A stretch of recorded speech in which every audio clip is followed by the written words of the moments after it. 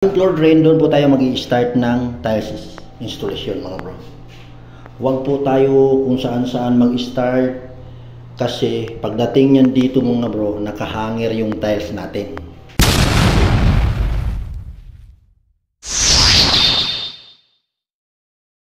Ganito ako magpreparasyon mga tol. Pag once na magkakabit ako ng tiles, ganito po ako magpreparasyon.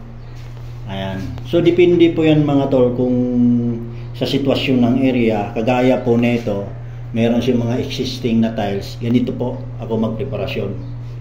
Pero kung bagong tayo na toilet o bagong gawa na toilet mga tol, hindi po ganito ang preparasyon ko. Kasi hindi naman lahat ng toilet na itatiles natin ganito ang itsura lahat Meron kasing ganito lang ang itsura. Alright mga tol, yan. Ito, pinapakita ko lang itong diskarte ko na to sa inyo mga tol.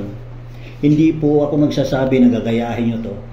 Pinapakita ko lang itong diskarte ko na to para magbigay tayo ng kaalaman sa ating mga kapwa construction worker, sa mga baguhan. Once na maka-encounter sila na ganito ang sitwasyon sa gagawin niya. Alright mga tol, ayan. Kung makikita ninyo yan, ganito po yung preparasyon ko. Kulay, kung napapansin nyo, kulay itim siya. Alright mga tol, nagkukulay itim siya. So, napupunasan na po natin ng ano to, ready fix na may halong semento, kaya ganyan ang itsura niya. Itong area nito mga tol, ready to installation ng tiles na po ito. Alright mga tol, ayan. Kung napapansin niyo yan, itong area na to kasi tuyo na.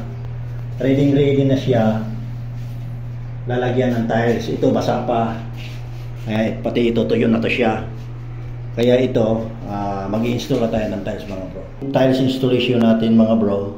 Dito po tayo nag-start. Itong area na to, dito po talaga ako nag-i-start kasi dito po yung floor drain natin mga bro. Alright. Tips ko sa iba, sa kapwa construction worker natin, sa mga baguhan. Kung saan yung floor drain, doon po tayo mag-i-start ng tiles installation mga bro. Huwag po tayo kung saan-saan mag-start kasi pagdating yan dito mga bro, nakahangir yung tiles natin. Once na hindi po tayo dito mag-i-start. Alright, yan po yung tips natin mga bro sa ating mga beginners, sa ating kapwa construction workers. Hindi ko po sinabi na gayahin nyo yung diskarte ko o your technique ko. Nagbigay lang ako ng idea sa ating mga kapwa na trabahador mga bro. Alright mga bro. Ito yung ano natin, tiles installation. At kung napapansin nyo mga bro, 4 pa lang po yan. Kasi nag-prepare pa ako nung nag-start ako dito. Preparasyon ako. After ng preparasyon ko mga bro, ayan, nag-start na ako mag-tiles installation mga bro. Alright mga bro, yan po yung project natin na itatiles natin itong buong CR na to hanggang sa kisame.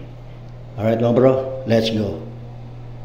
Pagmasdan nyo itong project mga bro, napakaganda nito. Ang kalalabasan nito mga bro. Alright mga bro, so let's go mga bro.